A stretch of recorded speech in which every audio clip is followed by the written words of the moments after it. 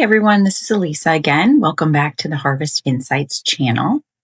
Today, I want to introduce you to a relatively new type of data that is available out there. I'm going to use Resonate as an example of this type of data. It's the one I'm most familiar with, but I'm sure there are other companies out there doing the same thing. And what they are doing basically is they are taking data from a multitude of sources. So you can see they're doing consumer surveys. They've got online behaviors that they're tracking. They have publicly available data. And then they have their buying data from other companies. And they are using AI to pull all of that together to make basically individual records for 250 million Americans. So that's quite a lot of people that they have done this for. And what's really interesting about them is they have such a wealth of information about each person. So you can see within here, they have demographics, they have behaviors, they have psychographics. They have preferences, they have media consumption. So this is a lot more than what you used to be able to append to records. You used to be able to append to maybe a prism code or a zip code or, some demographics. But now there's so much more information available. And what I wanted to show you is really quickly, they've laid out all of the different variables that you can look at for individuals. So you can see they have 6,000 variables related to behaviors. They have 2,300, almost 2,400 psychographic variables. So this is a whole new ballgame if you are someone that has done segmentation in the past. This is basically a new way that you can start to profile people. And what's interesting too about them is that you can actually use your company's email list and basically anonymize it, hash those emails, upload it to this system, which I have done for a client that is a restaurant chain. And you can profile your list with all of those variables that I just showed you.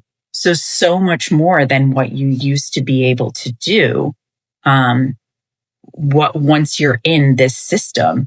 So, just to kind of give you an idea what that might look like, I'm just adding, this is a restaurant chain. They had an email list of about 20,000 people that have come into the restaurant.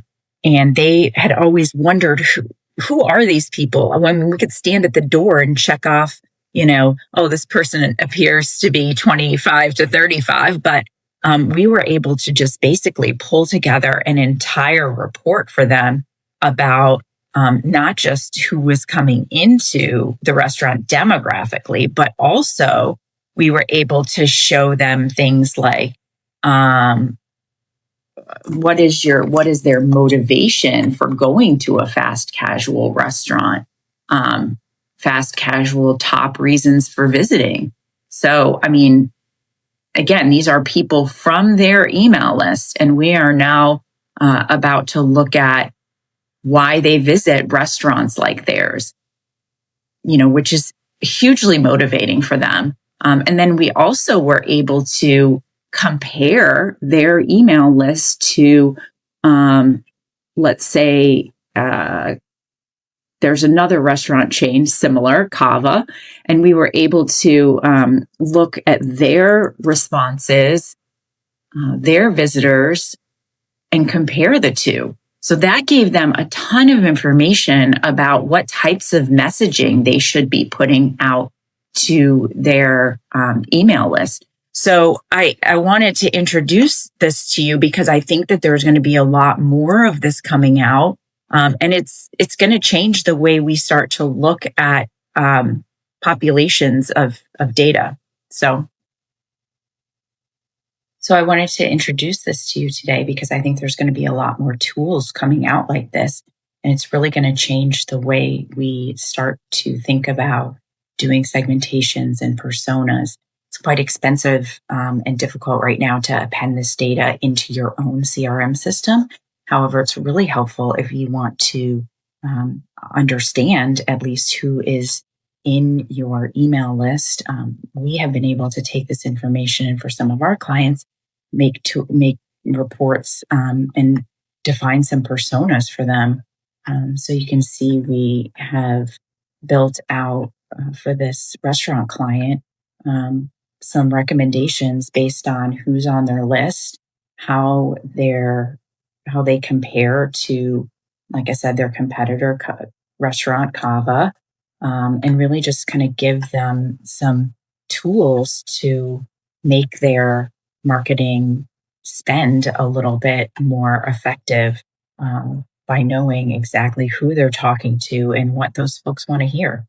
So I hope this is helpful in just exploring some other possibilities powered by AI that are going to be becoming more and more, I think, inexpensive and more common in the future. So thanks, everyone.